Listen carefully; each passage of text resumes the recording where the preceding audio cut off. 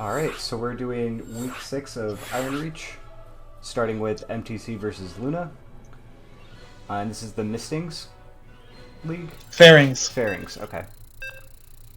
I'm actually not familiar with Sanderson, aside from Wheel of Time, so... Well, it's not exactly a ranking in the book. I just used it as such. Gotcha. But, they're theoretically the weakest casters, but not really. Gotcha. Cool. So we're on Overgrowth LE. And on the top right, the Orange Protoss, MTC.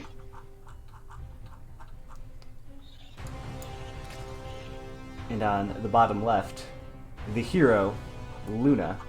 Zerg player, lots of teeth, very exciting. Oh, by the way, did we ping people? Did we ping cast ISL? Or should I? I didn't, if you could, yeah. Yeah. So it looks like we've got MTC going probably for Gateway after this, or going straight to Expand. Okay, they're just putting down another pylon near their natural. Luna is making a lot of drones, going for, looks like a 17 hatch. And probably then gas pool. Pretty well timed to expand. Yep.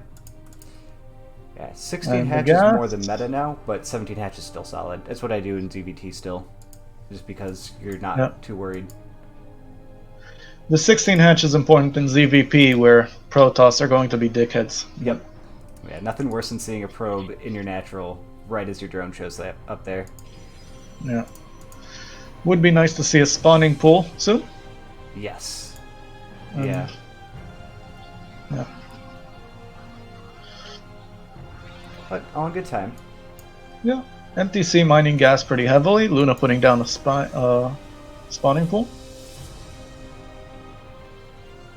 Yeah, interesting. I wonder if there's anything in particular for the gas, or they just, wanted to fill up their extractors right away.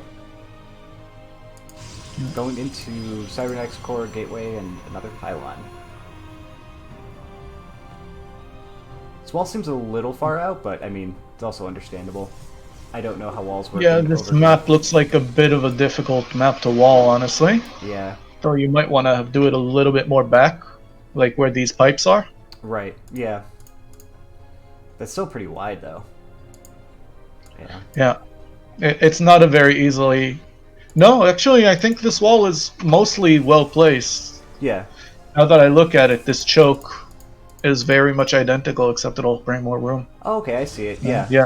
So It's a 3-building wall, and the Zealot fits in. That's nice. Yeah.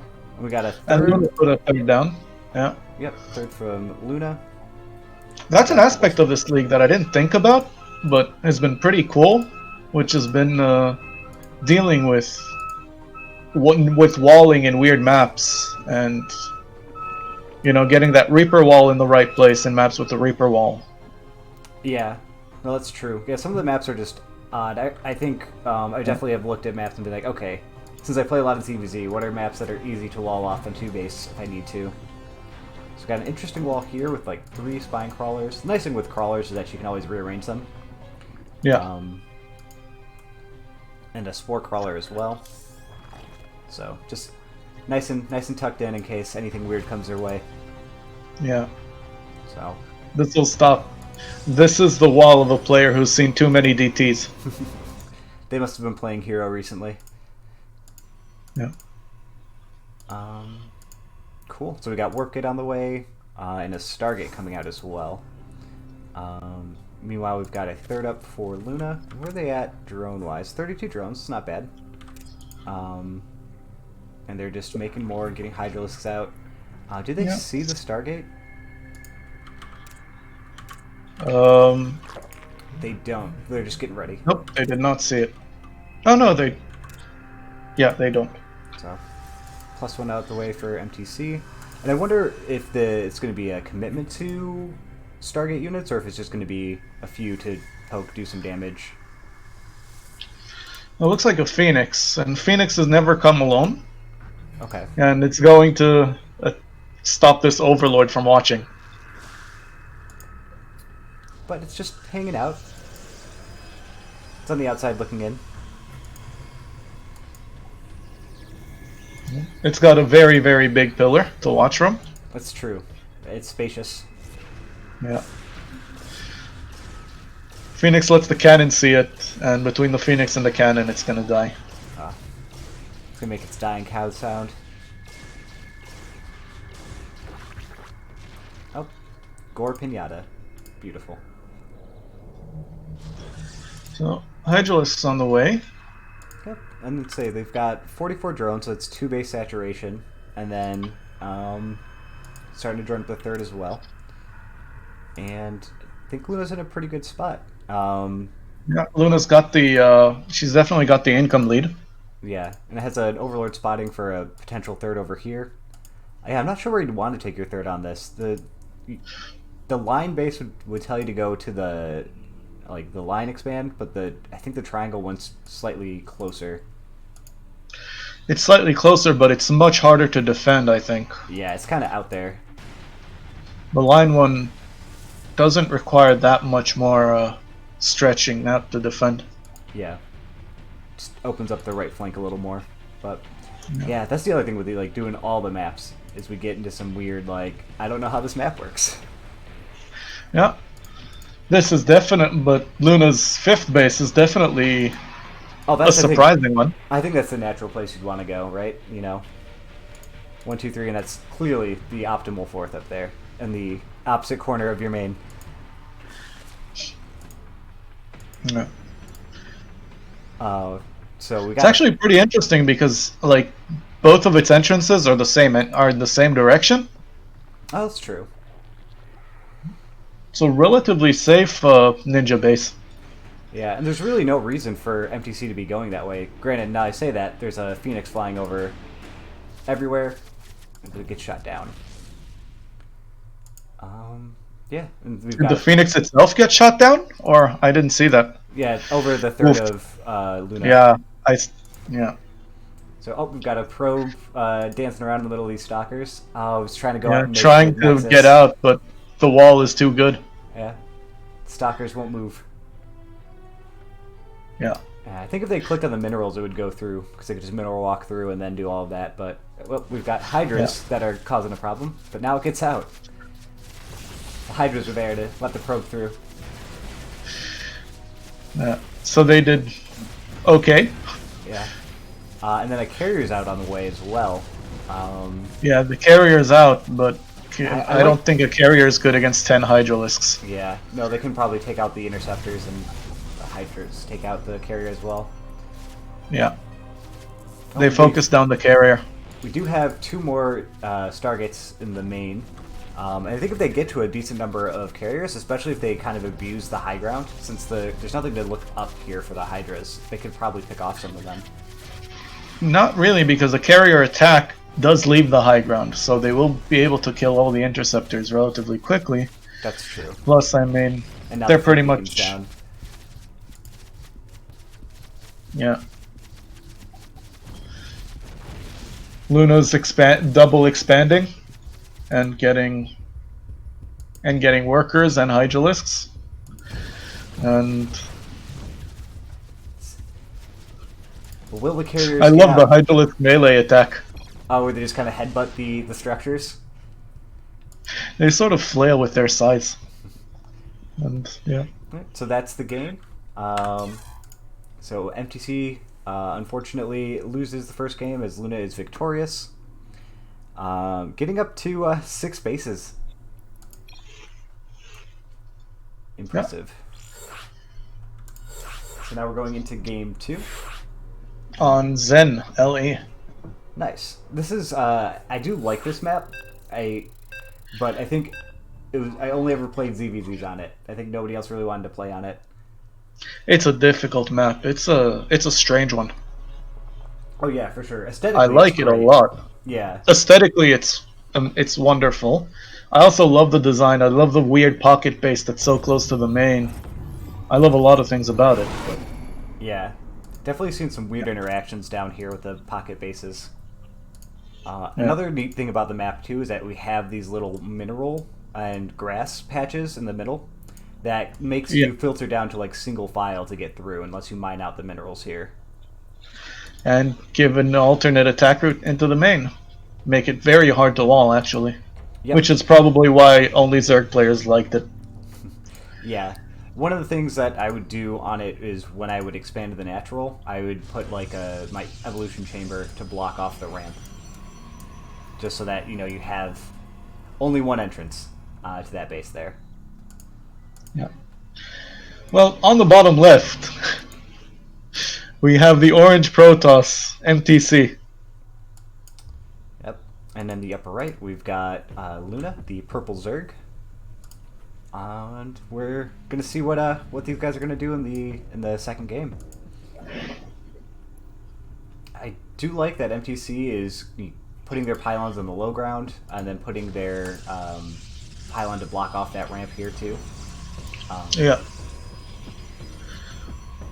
They probably had that as a plan going in since they've selected this map.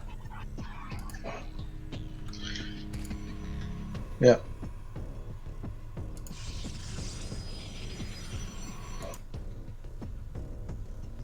It does look like both players will expand with the probe sitting at the temple spot. Yep.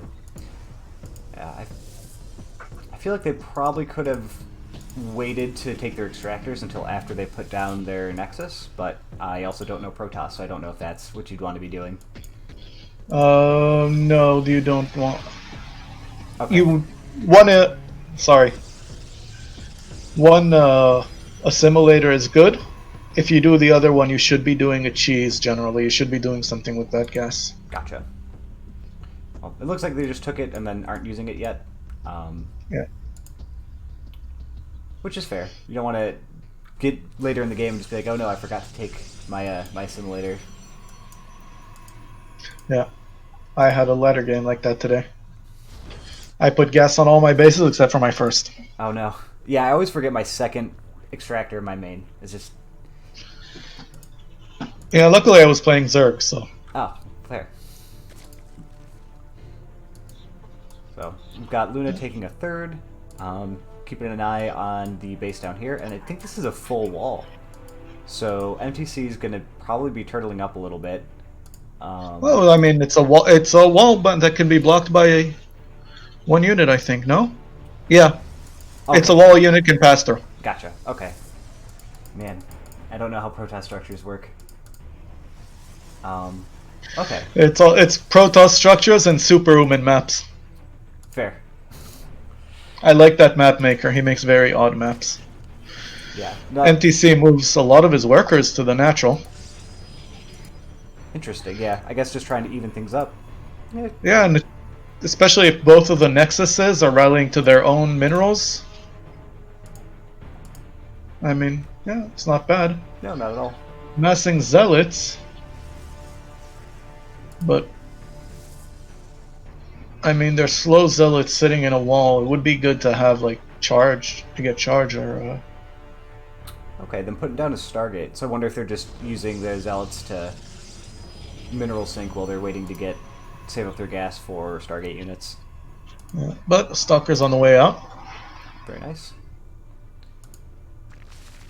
We've got defensive spine crawler, third base, and it looks like they're just droning up. Already at 40 drones, so it's a good hustle. Yep. And then going into layer.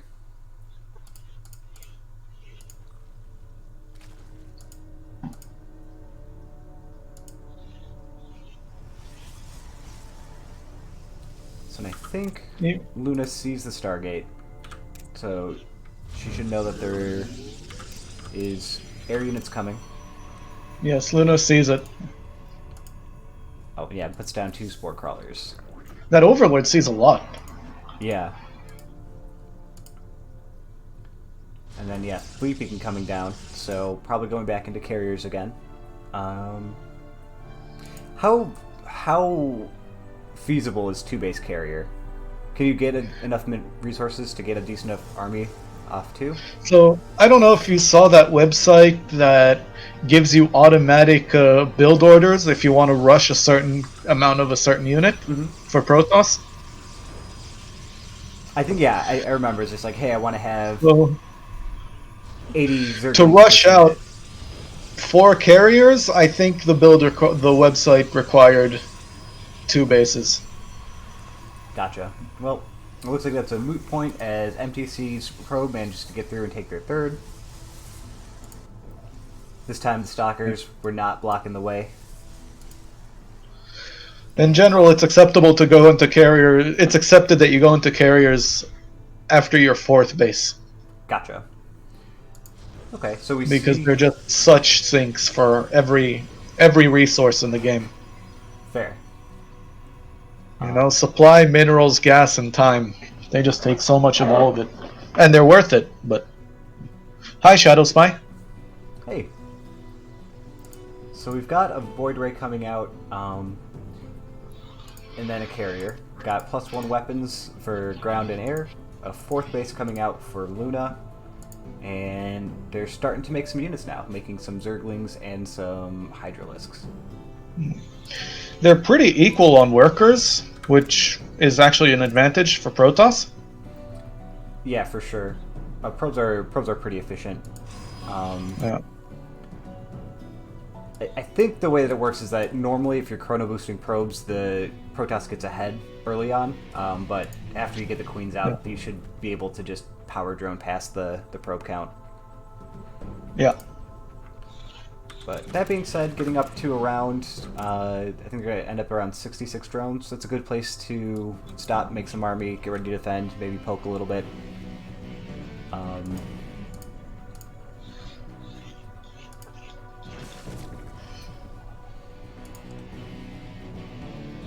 So we've got a Void Ray out, a carrier just finished, and then we have another carrier on the way.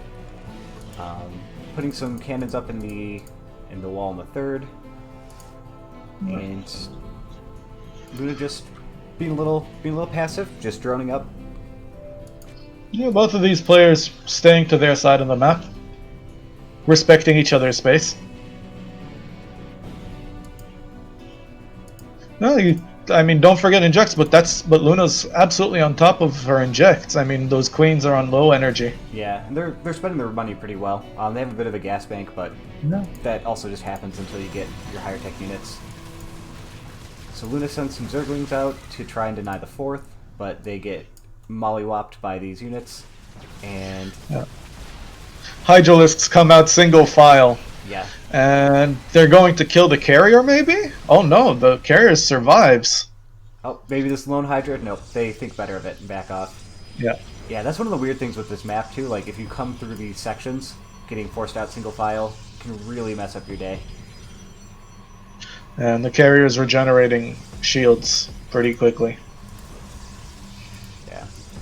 That's the other thing when you attack with, like, an air unit and a ground unit against things like Hydras. I think it messes with their attacking, so they don't know what to hit. Either way, they're getting hit by something they're not killing. No, they were focus firing the carrier. Okay. You could tell because when the Hydralisks auto-attack a carrier, they auto-attack the interceptors. Oh, gotcha. Well, this slew of Hydras is going to be tough to deal with. Yeah. That is a not very nice amount of Hydras. Sending these probes running. Yeah. Probes onto the natural. And yeah, you see the Hydralisks are auto-attacking and killing the interceptors. Yeah. I'm not sure if they'd want to go into that wall of cannons. Probably going to back up. Yeah. Just finish off the That wall of Nexus. cannons was very helpful. No, MTC needs to sacrifice this base. And with this amount of Hydras, you really should sacrifice the base. Yeah, those are, and mass up more carriers. He's at 3 carriers already. Carriers and zealots, I think. Gotcha. Now, it's when you're going air, do you want to like mix in like High Templar to get some splash damage usually, or? Yes, I go carrier, zealot, archon, high templar when I do sky toss. And it's also with a mothership because you have to have a -400, -400. That's just the law of StarCraft. It's true. I mean, a mothership would end this army because you wouldn't be able to see anything, not even the cannons. Yeah. But they managed to break through all of the cannons, but lost quite a bit of Hydras as a result, though Luna's reinforcing with quite a number of Hydras. Yeah, Luna's just massing Hydralisks right now. Upgrading them and just killing as much as she can. It's a lot of DPS. Yeah. Oh yeah, and there's that animation you're talking about. They're just hacking into the base.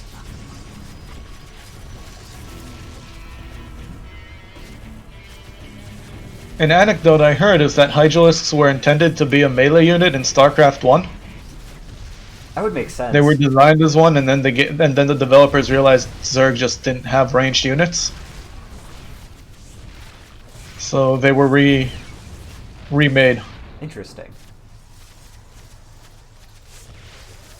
I'd believe it. Yeah, they have these big sights and then they spit. Yeah.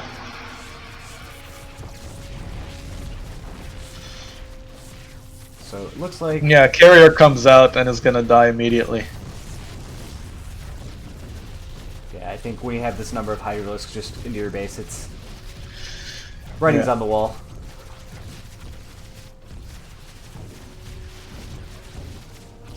See, that's what it looks like when they auto-attack a carrier. They kill the interceptors and then continue doing what they were doing. Yeah. I think in a lot of situations, if you have enough Hydras, you can just shred the interceptors. Yep. It's not a bad thing to do. And Luna wins. Alright. Once. English hard. Fair. So Luna takes the series, and that is our fairings match for the week.